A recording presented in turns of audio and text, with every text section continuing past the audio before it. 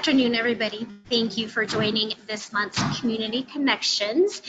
Today I have Mike Keglovits. Sorry, Perfect. Mike. I try. I told you, it just rolls off the tongue once you get it. It does. I have him with us today. He is with ColoradoABLE, and in a few minutes he'll be doing a presentation, but I just want to share a little bit about him and his background. He actually attended Allegheny College, and he earned a Bachelor's in Arts in Environmental Studies. He worked for nearly 8 years at the Colorado I Have a Dream Foundation, where he mentored students and helped them graduate from high school. With a caseload of 47, he stayed with these students from elementary school until high school. Along the way, he dealt with issues around poverty, homeless, physical and sexual abuse, and teen pregnancy, to name a few of the issues that his students dealt with. Once Mike's caseload graduated from high school, he transitioned and opened up a financial planning practice. As a financial planner, he worked for clients around goal setting and helped create financial plans. He worked with businesses and nonprofits to provide benefits and retirement plans for organizations. He also was a wealth manager, where he designed investment portfolios based on his clients' investment goals. In 2017, he moved to work for CollegeInvest, where he helped launch ColoradoABLE. Mike has partnered with nonprofits, state agencies, and professional groups to educate and bring awareness and benefits of ABLE accounts. ColoradoABLE provides saving opportunities to populations with people with disabilities. It gives them ability to save without jeopardizing their financial benefits, such as Social Security and Medicaid. Marketing this program to caseworkers, state agencies, nonprofits, and people qualified to use ABLE accounts has been priority since the launch in August of 2017. In Mike's free time, he enjoys skiing with his family. He has a wife named AJ and a daughter, Violet, who is 7, and a son, Cooper, who is 5. Mike also plays Ultimate Frisbee competitively, where his team just won a world championship in Wingpin, Canada. Congratulations. And we have a little fun fact as well. He kind of just told me before we started that the logo that you guys are going to see in just a few minutes, the guy actually works next door to him, and he actually designed the ABS logo as well. So that's a pretty famous logo. So Mike, you can go ahead and take it over when you're ready. And welcome. Thank you for joining us. Thanks so much. Can everybody see my screen? No, we cannot yet. Okay. 1 second, we'll get Devin to help us out, and it looks like it's up. Awesome.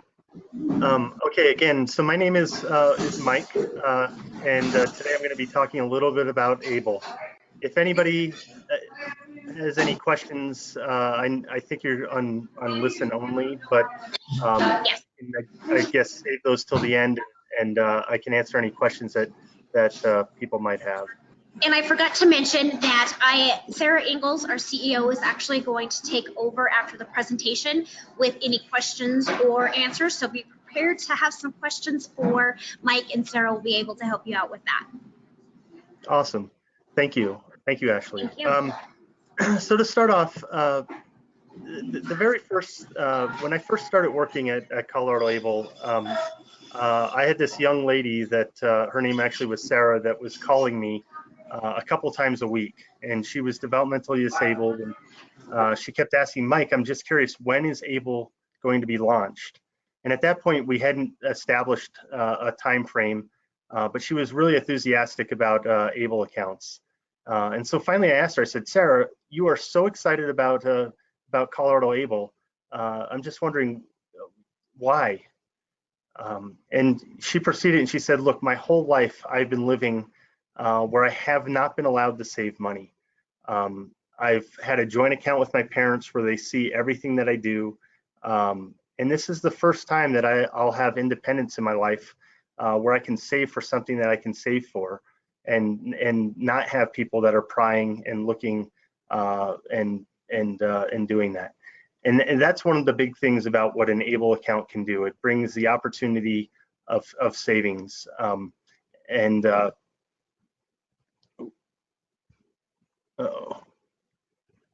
Okay, so what is an ABLE account? The big thing is that, historically, if people had,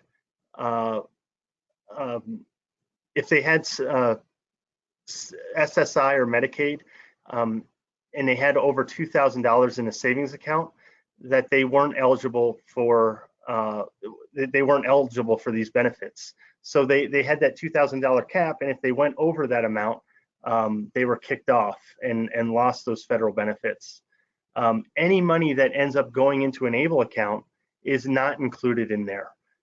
It is exempt from that calculation that SSI or the Social Security Administration uses to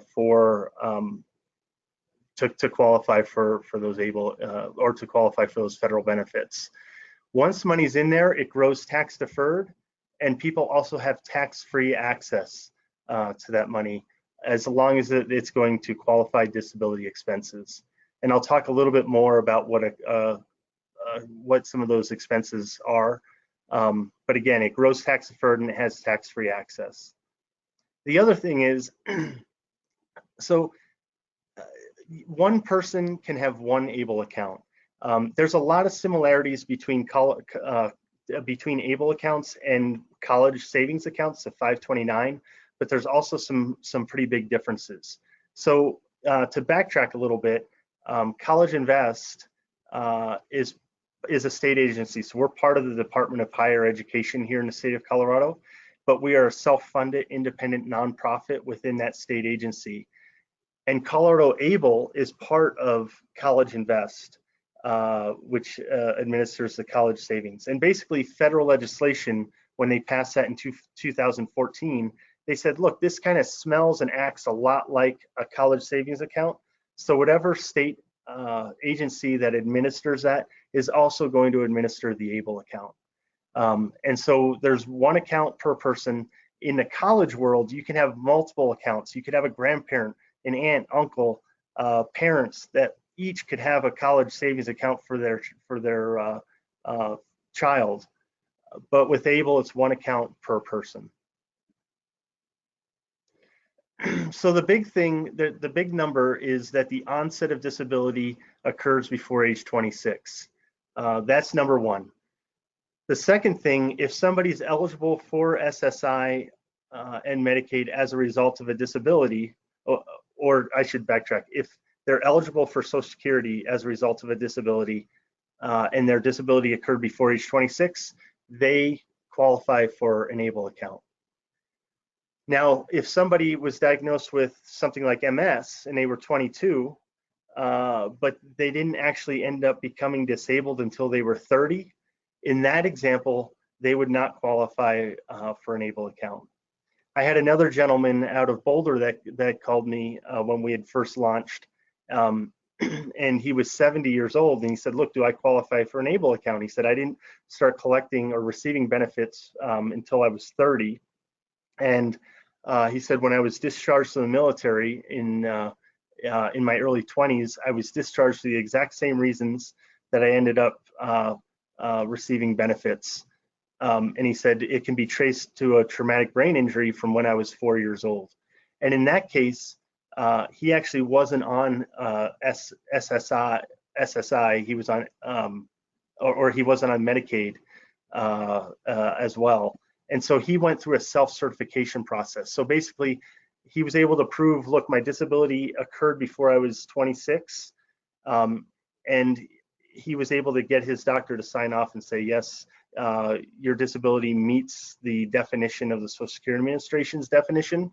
And so you qualify for an ABLE account.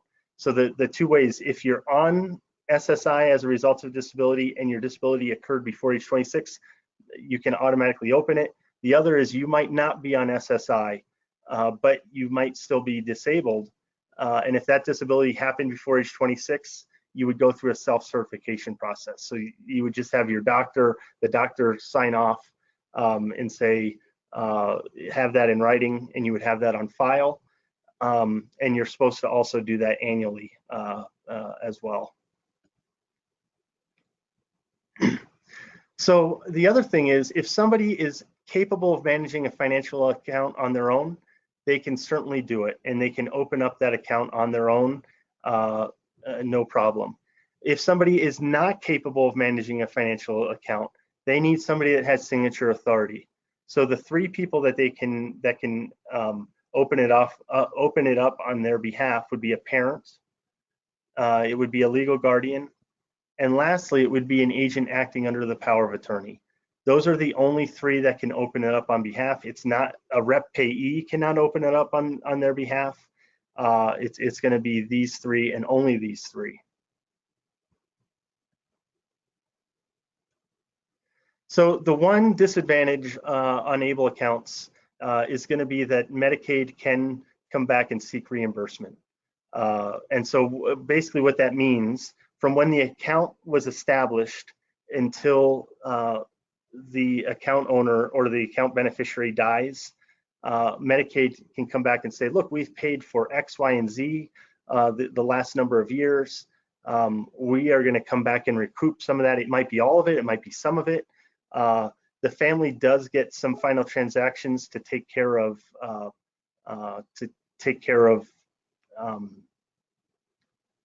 final expenses, to take care of any other outstanding disability expenses. Would also be able to be covered.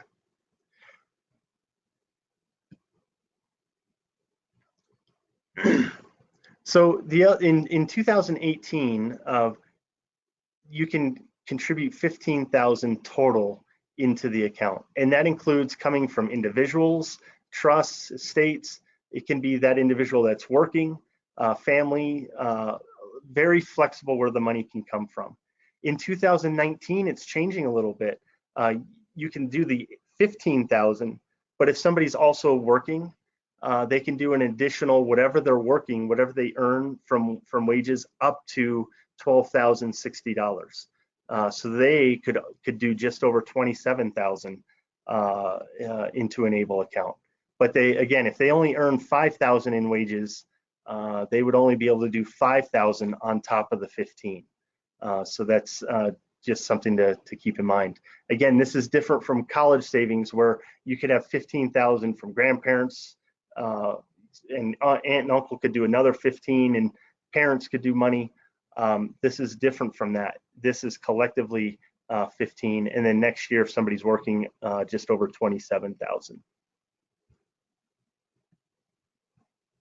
Okay, so the qualified disability expenses, they're very broad, very general, which is a good thing. People that can open up ABLE accounts, they can use it for a lot of different stuff. They can use it for education. They can use it for housing. They can use it for transportation or assistive technology, or if they need it, vehicle modification, prevention and wellness. So there's a lot of different things. If somebody wants to go on vacation, they could pay for it out of their ABLE account. If they needed a caretaker to go along with them on that vacation, they could pay for that caretaker. Now, if they wanted to take their whole family, that would not be considered a qualified disability expense. The individual needs to benefit specifically from that. So if they wanted to sign up for a bowling league, or if they wanted to go out to eat, they can pay for those things out of an ABLE account.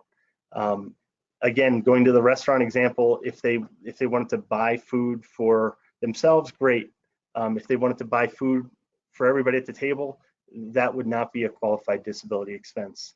One more example on that would be if somebody lived in a group home and they wanted to have cable TV, that can be a qualified disability expense. The TV or the cable would have to be in their room where they are specifically individually benefiting. If it was in a common space, in a group space, living room type of setting, that would not be a qualified disability expense. One big difference with this with special needs trusts, so special needs trusts, there's first party trusts and there's third party trusts. First party trusts is, for instance, if somebody was in an automobile accident, they were 20 years old, broke their back, and were in a wheelchair, and they got a settlement as a result of that, they might open up a first party special needs trust. So that means it was money from that individual going into that trust.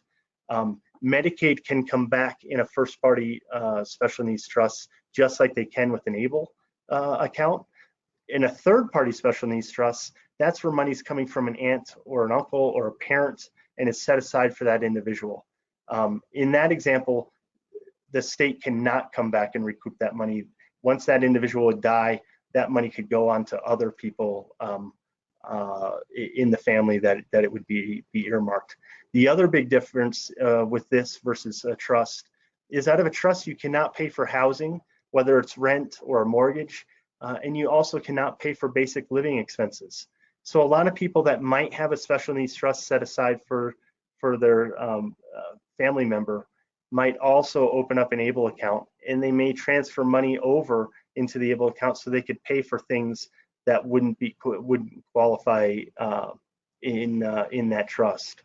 The other thing is there's also an age limit with trusts. So that example of the gentleman from Boulder, he was 70. Once you're over age 65, you cannot open up a special needs trust for somebody. But an ABLE account, you don't have a limit. You can be one up to, there's no age limit on the high end. So there's some flexibility that people have with an ABLE account. Again, to keep the house up and running, they can pay for all of these things, heat, gas, water, those types of things, garbage removal, very broad, very general. It is expected of that individual to keep track of their spending. So if they had a debit card, obviously they'd have a monthly statement of where that money was going. But if they went to an ATM and pulled cash out, they would need to keep receipts and keep track of that. It's not something that ColoradoABLE is collecting monthly, quarterly, annually. It's just something that they would need to keep on file. And they would keep that on file that if the account was ever audited, that they could produce that and say, yeah, these are where the distributions have gone.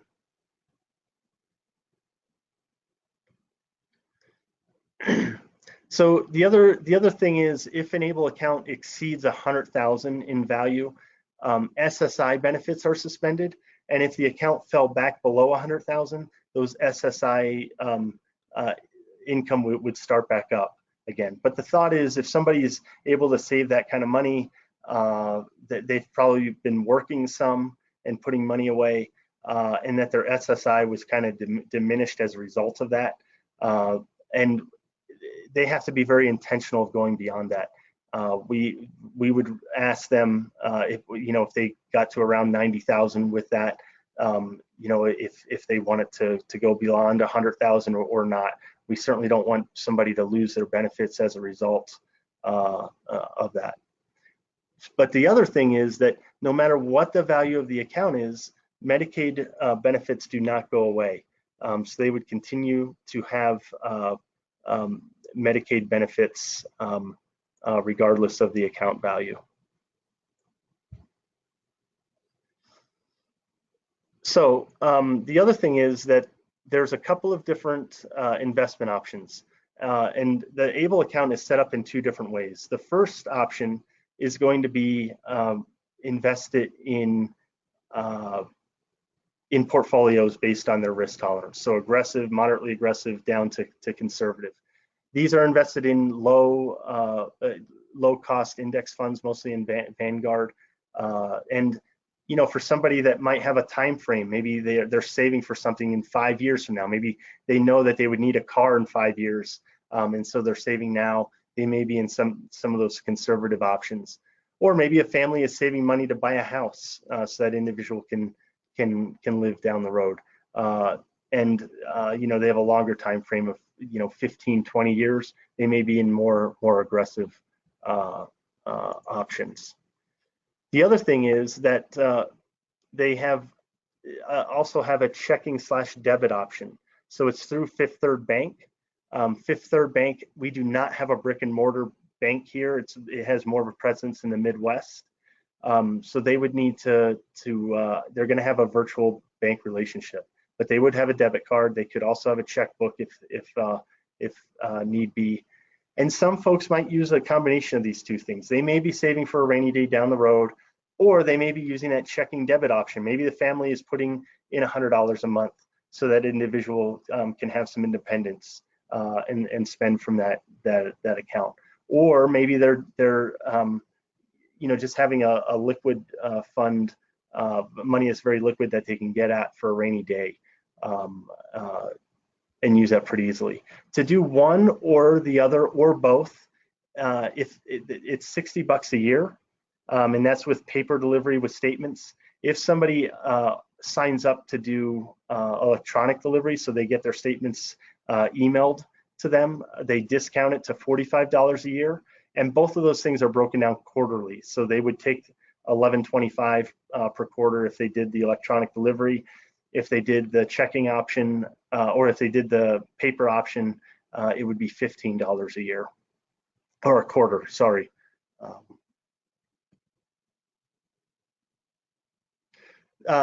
So the other thing is, if they have an average monthly balance of $250, or if they sign up for that electronic delivery, they waive the $2 a month that Fifth Third would charge for the checking option. So again, these ABLE accounts they're not a wealth transfer tool. They're not something that you're accumulating funds to transfer to other family members down the road. It's really designed for that individual to use it, that family to use it, to pay for things that are going to make their lives better.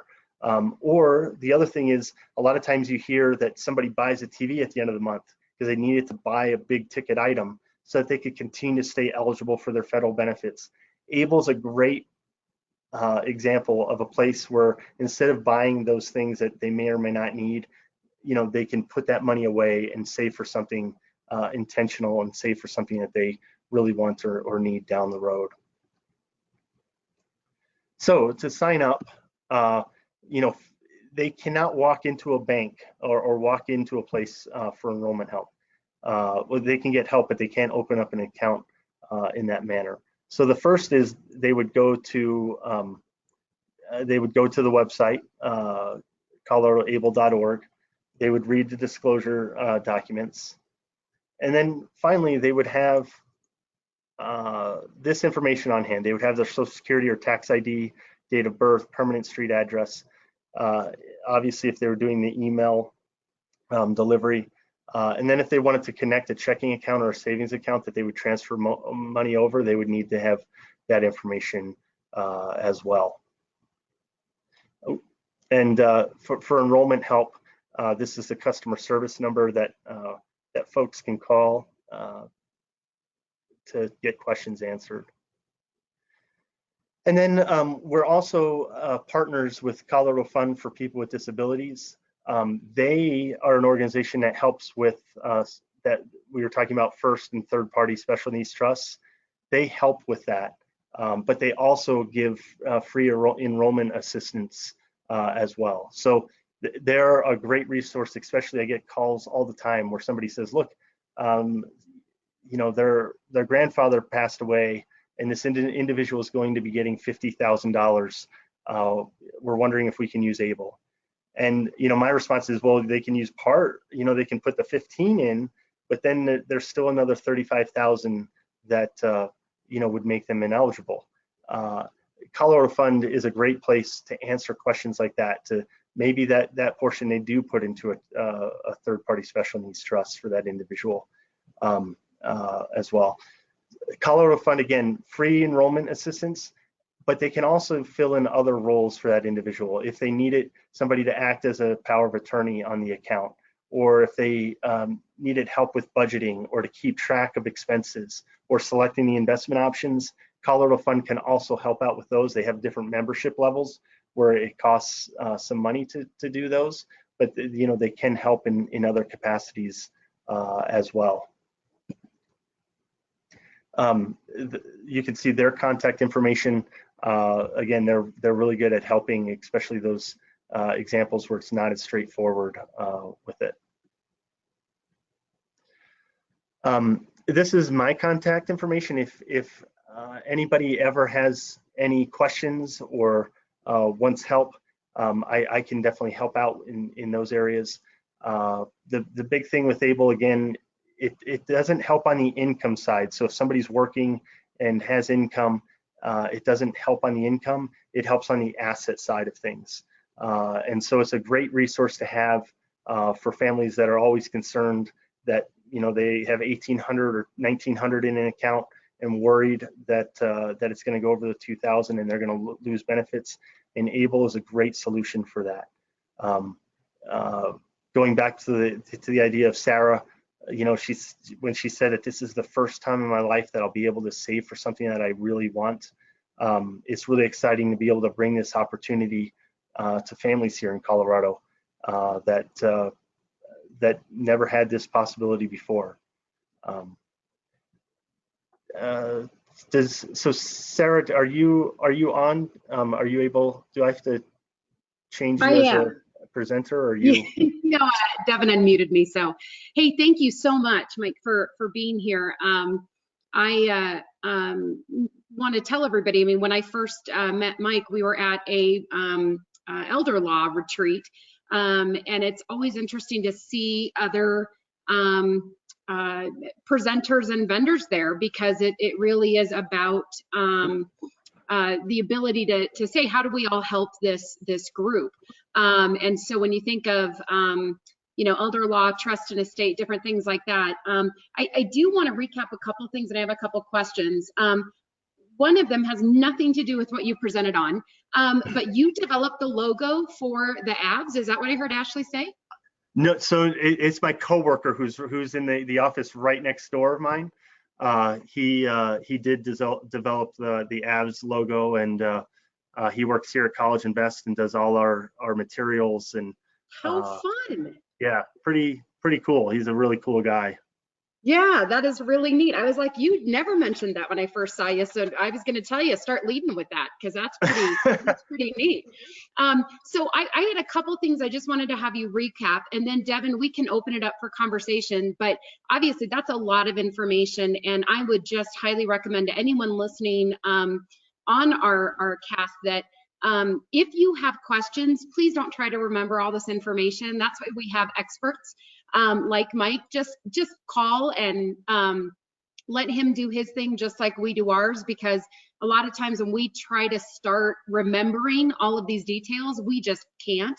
And so we might give someone wrong information. So I just want to lead with that. Whenever in doubt, just refer over to them, let them take it. But can you tell me, just recap that it was 15,000 total, and that in 2019 that's changing to just above 27,000, but I understand it's also part of your salary piece. Can you just recap those numbers for us real quick? Yeah, definitely. So a number I didn't give, so the total contributions at this point is 400,000. So the account could grow to $1 million, but over the course of time at this point, 400,000 in contributions into the account, and then annually that's broken down to, you can do 15,000 per year. Next year it's 15,000 plus 100% of the federal poverty limit. So it goes, gotcha. And that's where it depends. You know, if they only make 6,000 for income, they can only do 6,000 additionally on the 15. But up to 12,060 on top of the 20, or on top of the 15. So it takes it to that makes sense. So I know there's no limit on obviously what the account can make, like you said. Is there a spending requirement every year that they have to spend, or is it just completely, you're shaking your head, so I'm assuming it's completely based upon their need? One year they might spend, you know, 50,000, and the next year only 5, and that's okay. Totally. Yeah, I mean, it's totally up to you know, how they're going to use it. You know, I could see some families, you know, if they have a young child that they know is probably going to need supplemental income or lifestyle down the road, that you know, they might save like they would a college account. And if that kid goes to college, they could use it for that. But if he doesn't, you know, they could also buy a house, or you know, help with those types of needs and have it, you know, long term. Or, you know, maybe they wait until the person's in their 30s or 40s. So it's entirely up to how they want to use it. Or there might be other families that use it on month-to-month basis. We're seeing about 30% of the accounts are opened just with the checking side where they're using it, they're not saving for, something down the road. So it just depends. Okay.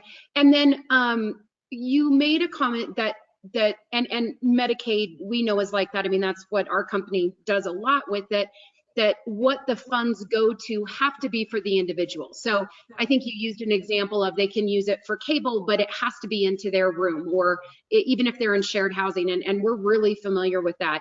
But one of the things you mentioned is that it could pay for care for them. What is that? But you used it in an example of, if they want to go on vacation and they need someone to go with them. Is it able to be used for care throughout the year, or only for certain circumstances? No, I mean, so in terms of if it's Medicaid and they're providing a certain service and they wanted an additional day of that service, it would not, that's one that it would not cover. But yeah, throughout the year, like if they needed, additional support or job training or other things. Would it cover, like, in other words, we've had a couple people, we had a Columbine survivor actually as one of our clients. And one of the things that she really loved to do, but Medicaid didn't cover it, is go shopping or go bowling, because that's companionship and it's not a covered service underneath Medicaid rule at this time. Would that be something that they could utilize these funds for with approval? Totally. So an outing. Especially Okay. like the bowling thing, like it depends on what they were shopping for. But most of those things are going to probably fall in, I mean, it can be justifiable that, you need clothes to be able to, to go to work or to, go to things. That's a basic living expense. Okay. So as long as they justify what they're doing, they obviously, you mentioned a couple times, there's got to be accountability. So we need receipts, we need, obviously better to get pre-approval, but then, we have to make sure that whoever's doing that, whether, it'd be our company or other ancillary services, that all of those receipts are provided, support those funds. Exactly. Yeah. But again, it's very general. So I think there's a lot of things that can be justified that, and again, we're not tracking it. The only time this would come up is if the account was audited. If something wasn't right with it, that's when, they'd have to justify of where they're spending it and that sort of stuff. And, Okay. it's general. So it's most of the things are going to count. Okay, perfect. And then the other thing I think was very interesting, Mike, that you mentioned is there's no age limit on the account, as far as there is a pre-existing for your eligibility to be determined, but there's no age limit as long as that requirement is met. Did I understand that correctly? That's totally true. Yes. And I think that's the other thing, like with the Colorado Fund with people with disabilities, like I've gotten some people that call or case managers that have called and said, hey, I have somebody that's 80 years old. They've outlived their parent, they've outlived their guardian, and so it's really nice that Colorado Fund can kind of fill that role for people that don't have, they just don't have those people anymore, because people are living longer and longer with disabilities that Right. 20 years ago they weren't. Right. And so yes, so it is exciting that there's no age limit on it. No, that's great. One other question. You talked about and correct me if I'm not using this term properly, but the self-certification process. So I assume, and obviously someone who maybe qualifies for this with a disability may not be able to do and navigate everything. And so I'm assuming that there are people who help, or they maybe have a power of attorney or a family member, things like that. But can you just real quickly kind of tell us what is the self-certification process? What does that look like? Yeah, basically they would just go to their doctor, and the doctor would sign off on a sheet that says your disability meets the Social Security Administration's definition of what it is to be disabled, and they would not send that in to us. That's protected under HIPAA. They would just keep that on file, and annually they're supposed to re-up that. But yeah, it's just a doctor signing off saying, Nice. yeah, Okay. so it's very flexible. and the other thing is, again, that 26, there is some federal legislation. I could see that in the next couple of years that they'll bump that up to age 46. That hasn't happened yet, but I think there could be some traction down the road that they could bump that up. The big thing is they wanted to protect against people that had dementia or Alzheimer's at end of life qualifying for it. And so that's why they set it up. But look, there's a bunch of people that, at 30 or 35 that, have been in a car accident, and all of a sudden they can't, they can't utilize this account. Right. Or, that people who meet eligibility don't even know about this program. And when they do find out, great to know that they can go back and do it at any time. Again, as long as they meet that. So that is great. So tell me a little bit about areas. People Care covers the entire state of Colorado. Does ColoradoABLE do the same thing? Is it that you've got a Denver office and you cover everywhere? Or how does that work as far as when we get people who ask about that and we're talking about ColoradoABLE, how do we know who to refer to and how that process works? Yeah, so I'm located in Denver. The actual the ABLE, like where they send the paperwork and the customer service staff is actually in Kansas, through another company called the Census. I won't bore you with the details of why that is. Okay. So, our office covers statewide. So either if it's like a specific question, probably the customer service, like they're really good. Like a lot of times I've gotten questions where I didn't know the answer just because like they work on a day-to-day basis of it. And after I hang up with somebody, I'll call and say, hey, I've had this come up. How does this work? And they'll explain on their end of what they need to do. Like, I had a call about, getting money internationally. Can you take money from an international account and put it into an ABLE account? My gut reaction was no, I didn't think you could, which you can't, and it doesn't matter which country. But calls like that, like they know that specifically more so than I do. But yeah, so I cover the whole state in terms of kind of educating, getting the word out. People can call me anytime. I get case managers that are calling me all the time saying, hey, I have this individual that wants to open up an ABLE account. Like, what do I need to do? And so I'll walk them through. Unfortunately, if somebody lives in Joe's, Colorado, I'm probably not going to come out and do a face-to-face meeting. But right. But you could do a phone call, right, or something like definitely. This, where you could do a FaceTime or a screen chat, or okay. Yeah, and if there's a couple people, like I'm always available to do, webinars or phone conversations. There was a couple of organizations on the Western Slope, one of the Federations of the Blind, that meets in, I think it was in Grand Junction, and I, called into them and gave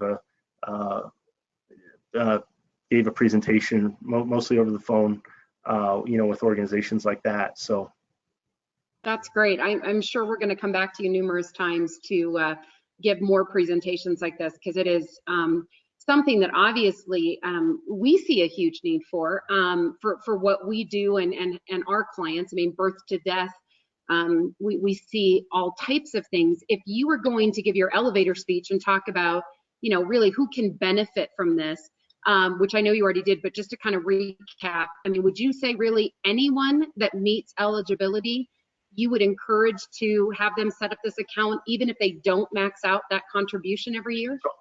Totally. And to be honest, I think a lot of the people are using it on that month-to-month basis. Like they have, an extra $100 a month that would put them over that limit. They can put it into an ABLE account and utilize that. And again, if somebody has a special needs trust, that's great. This is just another piece, another tool to that, where they might have a trustee that's in place for that account where it's expensive every time that they're going back for those transactions. You don't have a trustee on an ABLE account, which it does make somebody a little more susceptible to it. I mean, that's one of the reasons that it's limited on who can open it up.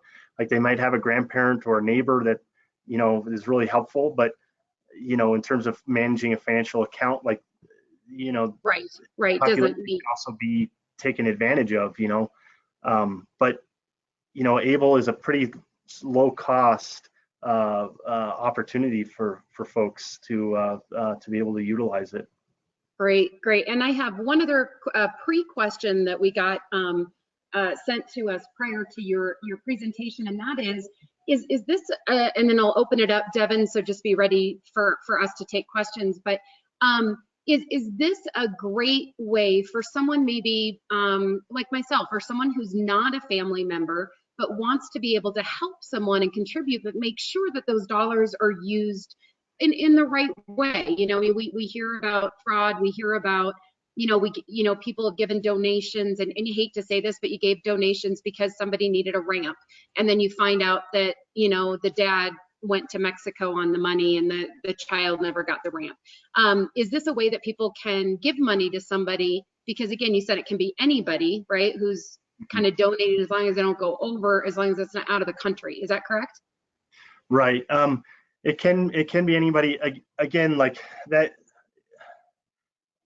you still can't guarantee that the money is going for that ramp out of it. I mean, right, but it's a little different than maybe I guess I should say a GoFundMe account, where at least you feel like they have to turn in receipts. You can't guarantee it goes for a specific item, so maybe that was a bad example, but you do know it's going to meet criteria, that it's going to be used for that one individual. Maybe that's a better way to say it.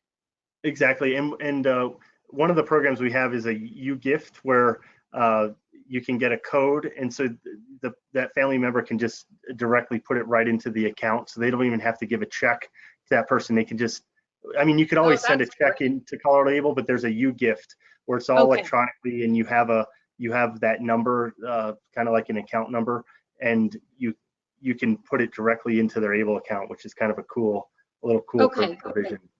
Perfect. And then the part B question of that, and Michelle, we're going to come to you, is can you do it privately? So I'm assuming you could then, if it was that account and you're not handing them a check, that you could do it anonymously. Or would they know? Yeah, I'm trying to think about that. I think at the end of the day, they would probably see that contribution, that it would come from, from this account, and that account number probably has somebody's name attached to it, would be my guess. But I can check with I can check to see definitively on that, but I think they would probably see it.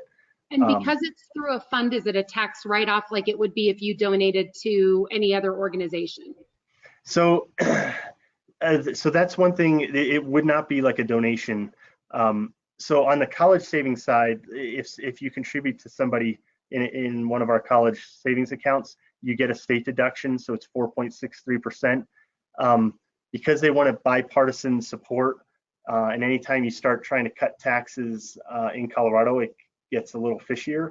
They didn't attach that to an ABLE account, so contributions into an ABLE account are not deducted. Once they're in there, they grow tax deferred, and you have tax-free access.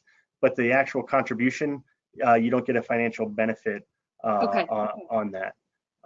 And one other thing, just so I don't forget, is if anybody wants materials, like I have folders with the pamphlets, and I also have a lot of swag that if people want, have people that are interested or want to be able to hand that out, they can just call, and I can send stuff out. Great, Mike. Why don't we plan to get together or kind of pass on I-25 sometime and get that, and then that way we can make sure that we can have that at our agency, so that we can kind of forward that around and make sure our staff have that.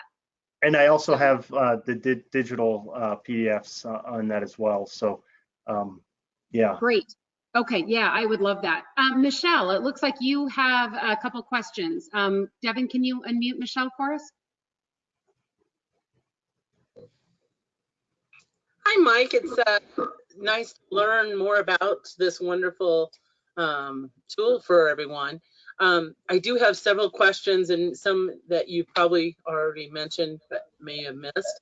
But I wanted to ask you, with medical improvements, if someone graduates from SSI, can they withdraw the funds that they have accumulated? Yeah, so yeah, I mean, they just, if somebody is no longer disabled and they have an ABLE account, they just wouldn't be able to put new funds in. but they could access the funds and still spend it to the things that are, would be those qualified expenses. And I think that's this is kind of a side note. Some people might use it in a way that they know down the road that they're disabled now, and they know down the road that they might have a lot of significant medical needs as a result of their disability. For instance, like if somebody was in a wheelchair and with pressure sores and things like that, where they might be putting money into the ABLE account and saving it so that they can access it later, or that they don't have to have the estate spend down, where they're spending down so that they can get qualified for Medicaid to receive those medical benefits. So they might be putting that money away so they're not living in destitute or in absolute poverty, just as a side note to that, but for sure. So that means someone with temporary SSI then can start an account also then possibly? As long as their disability meets the definition with the Social Security Administration's definition, yes. Okay, great. And you've already kind of chatted about this. I was kind of wondering how this all looks like if one needs to do a Medicaid spend down later in life. Is it a part of it? Is it? I mean, the only bad thing is that if they wait until the end when they really need it, that, again, it's limited in what you can put in on an annual basis. So, I mean, it can be somewhat of a tool, but again, if they need it, they can only save, 15,000 this year. If they were working, next year they could do 27. But typically they have, bigger needs than that. And it's just like anything else. You can't wait until you need it to utilize. You can't put it into a trust when you need the service a year from now. Like there'll be a look back with that. With ABLE, it's a little different. That you can do it. You're just limited on how much you could benefit from it if you wait. Okay, and if one was to buy a house, use their dollars to buy a house, if they pass, are they able to will or make arrangements to will that out, or does it go back to Medicaid because they had Medicaid? Good question. So, and it works the same way with a trust as well. Like if you would buy it out of a first party special needs trust, that house is subject to Medicaid recovery. Again, it just depends on how much Medicaid has paid out, and it's from the time that the ABLE account was established. But yes, if a house was purchased through funds from an ABLE account, that house would be in play, as a portion of it or all of it. Okay, great. And then one final question, if I may. I was wondering, what about personal taxes? What does that look like? Do they have to pay taxes when they bring it out? Do they have to pay taxes at the end of the year? Do they not have to pay taxes? So with an ABLE account, once the money's in there, it's not taxed again. So money that's going into an ABLE account is after tax money. So it's already been taxed. And then, it's put into an ABLE account. And once it's in there, they don't pay it again as long as they're using it for qualified disability expenses. So they don't get a 1099. They don't get anything at the end of the year. Is that answering your question? Yes, it is. Thank you. Okay. All right. Any other questions, Michelle? No, I'm good now. Thank you. Perfect. All right. And great question on the house. That's always a good one. That would not be something you want to be surprised with later. Totally. Especially when someone thinks they're getting it in a will. That would be one of those moments. So, Devin, do we have any other hands up? I know we got some questions ahead of time just to kind of streamline things. But is there something I am not looking at correctly? Nope, I'm not seeing anyone. Perfect. So before we close, and just for everybody listening to I keep saying cast, but I guess this is a webinar instead of a podcast. But for everybody listening, we will get that printed materials, and we will have them able to share, as well as we can just directly connect you with Mike and ColoradoABLE, and we'll get some links on our website. But I would say again, I would, as long as they meet eligibility, my suggestion would be everybody should want to know about this program, or at least be aware of it. Doesn't mean they want to use it, but I think it's one of those things that there's really no downside, and I think it's always really a privilege for us to be able to make recommendations to the community of things that really don't carry a downside, because that's not, it's usually pick your poison, right? Or what's the lesser of two evils a lot of time in Medicaid and all of these other pieces. And I just think of so many people that could benefit, even if they don't max out the account, and what they could do with it.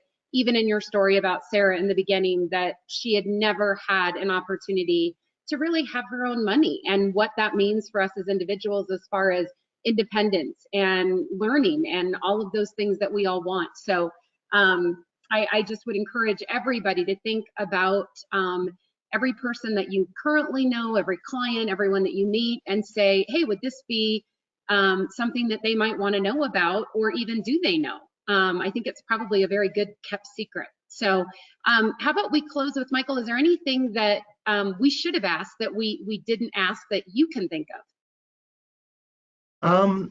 You know, going back to like the example of Sarah, like I think it's one thing that I think is challenging with this, and we're trying to get better. We're working to improve this aspect, but you know, Sarah has never had even a bank account in her life that was on her own, and now all of a sudden she's being presented with all these different investment options and checking, and you know, which option would be best. Like understanding the concept that if you're in the aggressive portfolio, there's a good chance that the money could go down.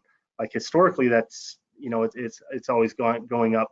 But you know, that's one fear that I have, that people that are inexperienced are all of a sudden expected to make these really big decisions and make, you know, a good right, sound decision. But in terms of, I think the overall, like there were some really, like Michelle had some really good questions on that. I think you guys understand how it's working or how it's going to work. You know, my only concern is just, you know, protecting people and making sure that they're making the right decisions. And again, our website's getting better. Like we're going to be making some improvements with that. But you know, at the end of the day, it's up to that individual, and they're probably, even people that are capable of managing are probably still going to need some hand-holding to make it happen. And that is a great question. So I guess I do have one other follow-up to that statement, and that is, I know that this is not through obviously fiduciaries and you know, trusts and different things like that, but if somebody had a I'm trying to even think, a fiduciary, let's say, or some sort of representative that they worked with, someone who did their taxes and maybe gave some financial advice, they could certainly work with ColoradoABLE and the individual then to help them make good decisions. I'm assuming that you encourage them to be well versed in what they're doing, right? Definitely. And you know, that's one of the reasons that we added also that partner of the Colorado Fund with people with disabilities. Like, I think we're the only state that has a partnership like that, where people can get, you know, sound advice from, you know, an organization that's what they do. But if somebody's getting, you know, receiving those services or help from somewhere else, like, I think that's great. Like we're all for that for sure. That is great. Well, again, I want to just thank Mike and ColoradoABLE for taking the time to come and talk with us today. We look forward to giving lots of much needed people some independence and some control in their lives. And what a wonderful program. And like I said, I am sure we will have you back numerous times at different things that we do, because I think it's just such a great program. And last minute plug, if you are not doing anything on Saturday, we have one of our annual trainings in Aurora. Our keynote speaker is Michael Kutcher, who is Ashton Kutcher's twin brother, who was born with CP. And we would certainly make room if you want to stop by and you know, I'm actually going to Albuquerque for the balloon festival this weekend. Fun. That's more fun than, well, I don't know. He's a great speaker. So more fun in a different way. Let's put it that way. But Wait, are you going to have that videoed by chance? we will. Yeah, we can certainly show that to you. And I was going to say, if you can arrange, I know Ashley's on her way over the mountain maybe we could arrange for either you to hook up with one of us before then, or drop it off at our office in Aurora. If you've got some flyers and some giveaways or things you want to do, we could certainly even put that out on Saturday at that event. So we'll make sure we keep in touch. I could do that. The only availability is tomorrow. I could do it tomorrow before noon. I'm getting on the road like at 12:30, but I could totally drop stuff off. And would that be, is that the Parker office? Aurora. So I live in Peoria, and I can just text you that address if you want, Mike. Awesome. And if it works for you to drop it off, great. If we need to kind of hook up and connect, one of us can figure out how to get with you so that we can get that to the team. And again, how many just such people will be there approximately? I think we're expecting about 120 at that one. Okay. So, and again, we can just, even if we put some things out for folks to read while they come through and answer some, some general questions, or at least let them know it doesn't necessarily have to be where everyone takes something. It can just be more about, hey, here's some information you might want to know. And we do a lot of stuff where we take photos with our phone and then kind of go back and do some work. So we can work that out, but I'll text you and we can figure out how to do that. So awesome. Thank you so much again for being here, and please give my gratitude to your company for the time that they've allowed you to spend with us, and we look forward to partnering with you from here on out. Awesome. Thank you, Sarah. Appreciate it. All right. We'll talk soon, Mike. Thank you. Thanks, right. Devin, and thanks everybody. Have a great afternoon.